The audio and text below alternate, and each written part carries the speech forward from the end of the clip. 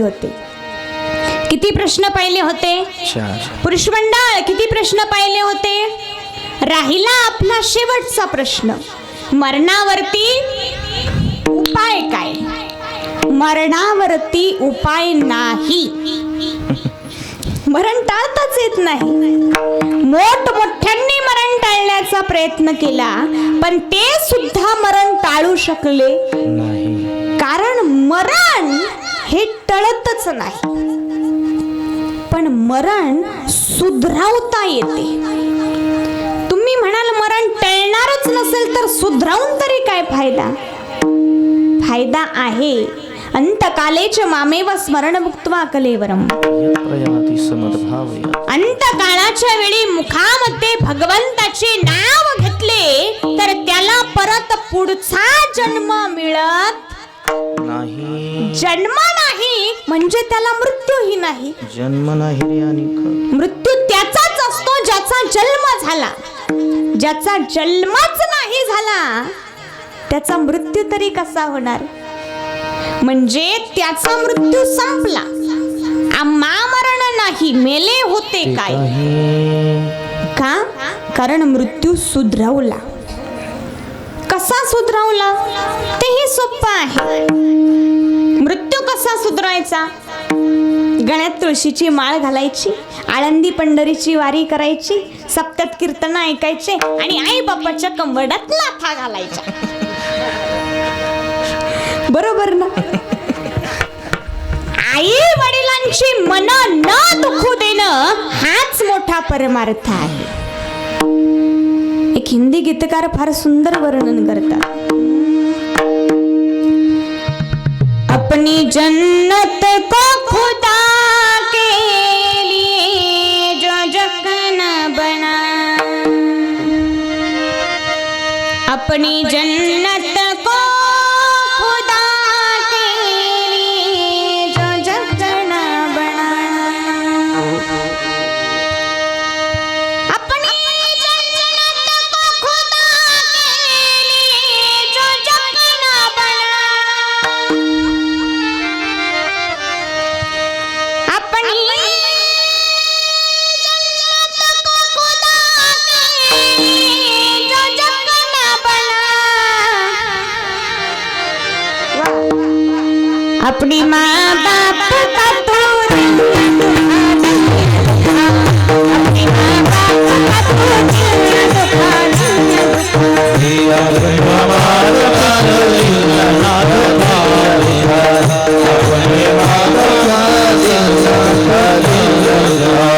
जब देखा तो तुझे प्यार से देखा माने, उन्हें दिल दूध की सूरत में पिलाया माने.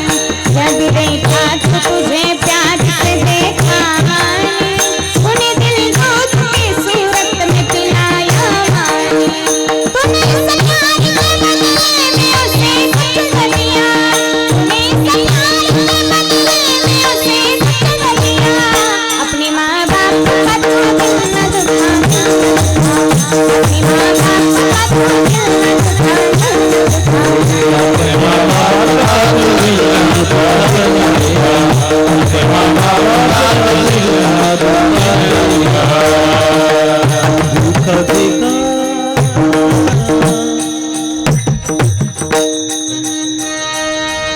बूढ़े माँ बाप को घर से जो निकाला तूने, कर लिया अपने मुकद्दर को भी काला तूने. बूढ़े माँ बाप को घर से जो निकाला तूने, कर लिया अपने मुकद्दर को भी काला तूने. बाजा खुदा भी न तुझे बख्शेगा, बाजा खुदा भी न तुझे बख्शेगा. अपने माँ बाप का तू दिल न दुखाना, अपने माँ बाप का तू दिल न दुखाना. मेरे मालिक मेरे मौला ने कहा, मेरे मालिक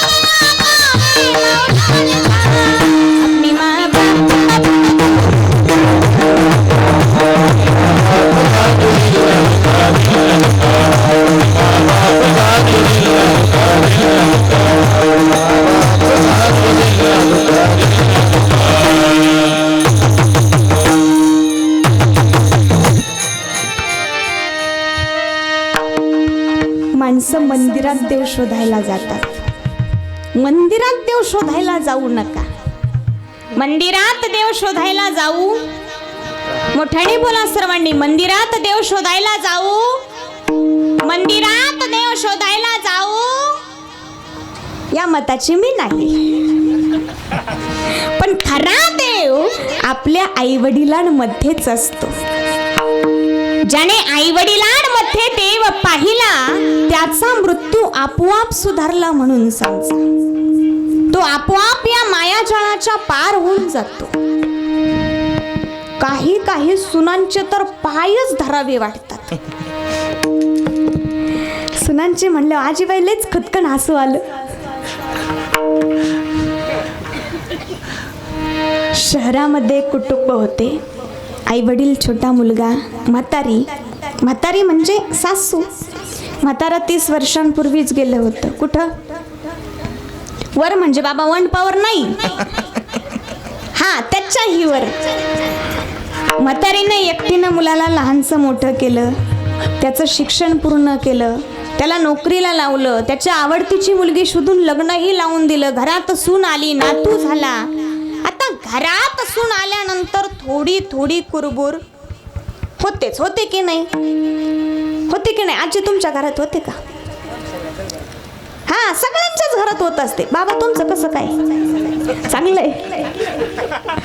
सगळ्यांच्याच घरात थोडी थोडी कुरबुर होतेच. भांड्याला भांड लागतच. तशी यांच्याही घरामध्ये सासू सुनाची भांडणं व्हायची. एक दिवस ते दोघं नवरा बायको बेडरूम मध्ये बसून बोलत होते. म्हातारी बाहेरून ऐकत होती. यांना माहित नव्हतं म्हातारी ऐकत आहे. म्हातारी गुपचूप ऐकत होती.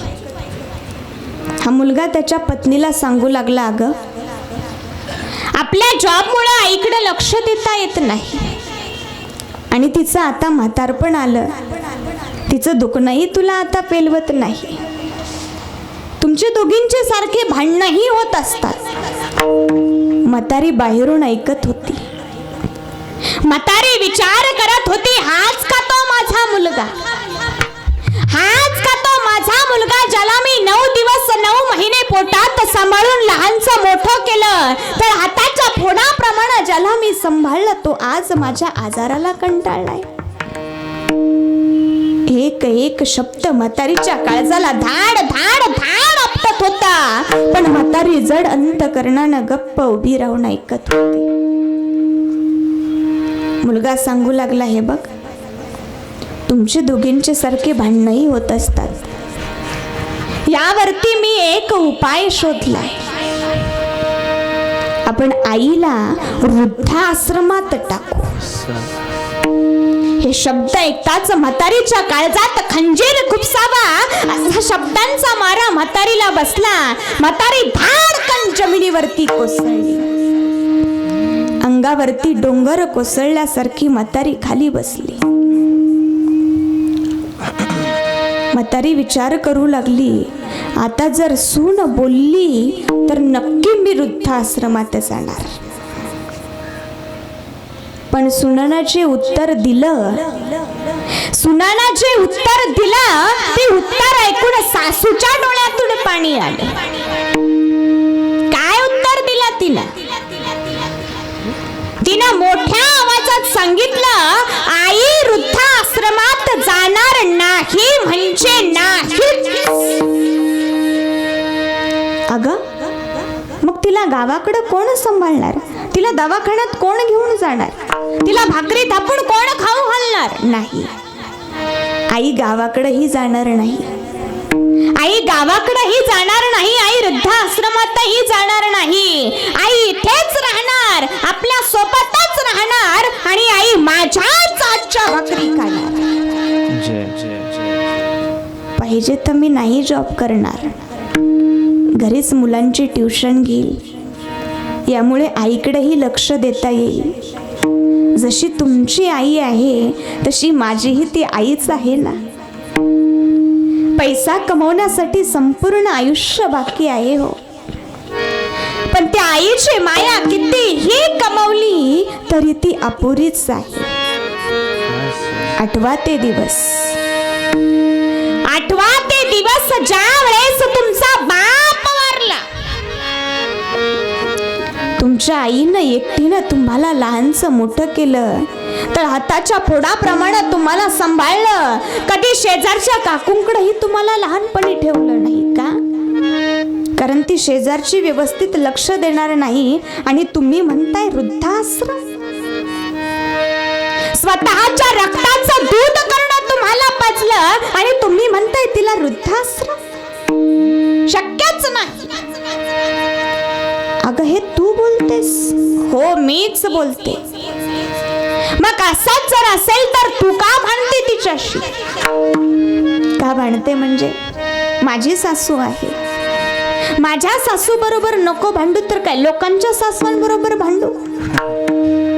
माझा त्यांच्यावर अधिकार आहे, त्यांचाही माझ्यावर अधिकार आहे. पण याचा अर्थ तुम्ही जर वृद्धाश्रम घेतला तर मी घटस्फोट घेईन, पण वृद्धाश्रम नाही. रागा रागाने सुनेने दरवाजा उघडला. दारातच सासू बसलेली होती. सासू उठून उभी राहिली. सासूने सुनेला पाहिलं, सुनेने सासूला पाहिलं, सासूने सुनेला पाहिलं आणि सासूने सुनेला घट्ट मिठी मारली आणि म्हणाली, बेटी तुला ओळखलंच नाही ग बेटी, तुला ओळखलंच नाही. सुनाच्या हाताला धरून ओढत ओढत देवा पुढे नेलं. देवा, मुलगी नव्हती ना मला, खूप भांडली रे तुझ्याशी, पण देवा ही भाग्य लक्ष्मी दिल्यामुळे तुझे आभार तरी कसे मानू. सार्थक केलंस देवा, माझं आयुष्य सार्थक केलंस. असे विचार जर प्रत्येक सुनाचे आणि प्रत्येक सासूचे जर झाले, असे विचार प्रत्येक सुनाचे आणि प्रत्येक सासूचे जर झाले, तर आजच भारत महासत्ताक झाल्याशिवाय राहणार नाही. परमार्थ म्हणजे फार काही मोठी गोष्ट नाही हो. जिवंतपणी त्यांना पाणीही द्यायचं नाही, मग मेल्यानंतर अमृत जरी पाजलं तरी त्याचा काय फायदा? हे जिवंत पाणी उसले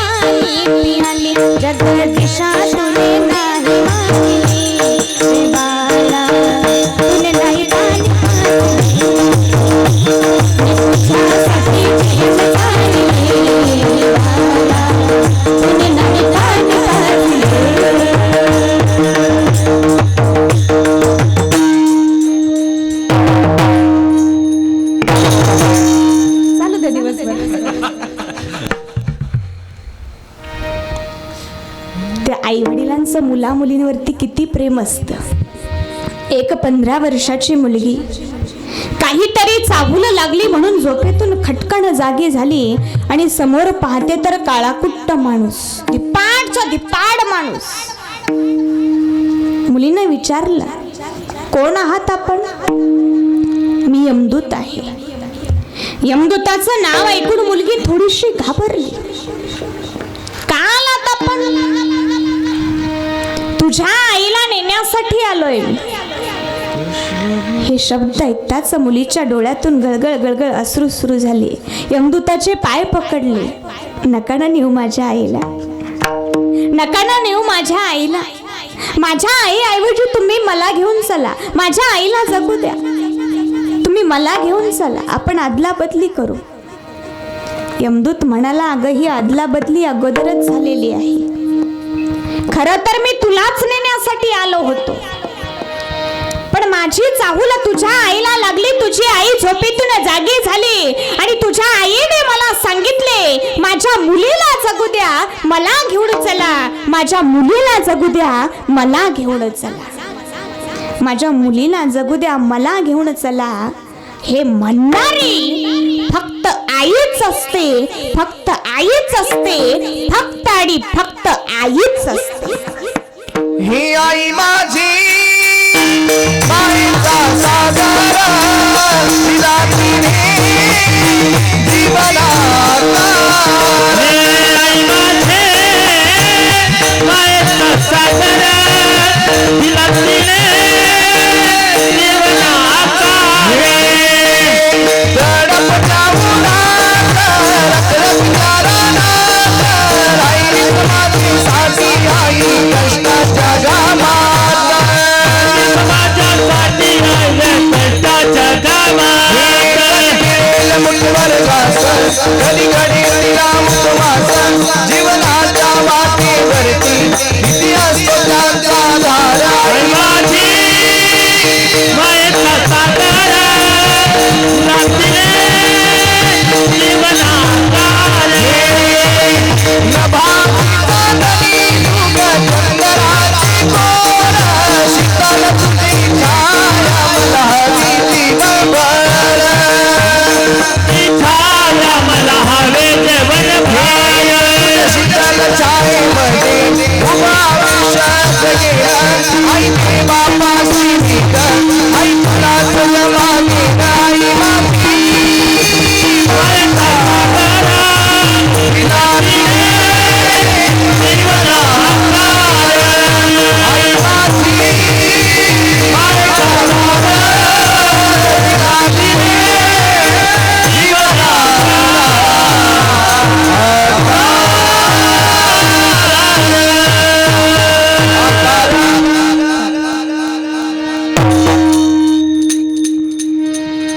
नभीची चांदणी तुझ चंद्राचे थोर, शीतल तुझी छाया मला हवी जीवनभर।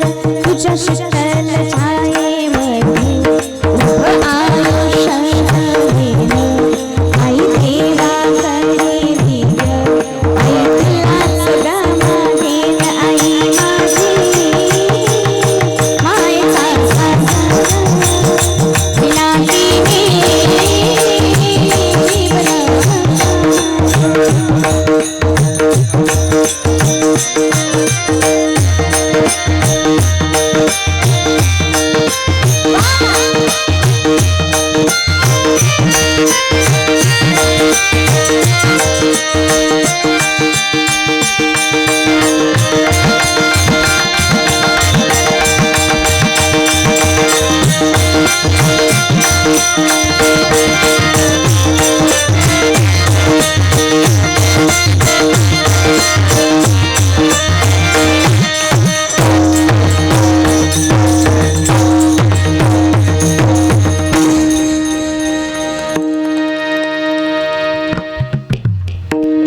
आई वडिलांचं त्या मुला मुलींवरती प्रेम असतं, तेच मुला मुली आपल्या आई वडिलांना सोडून पळून जाऊन लग्न करतात, तरी सुद्धा ती आई त्या मुलीला स्वीकारते का?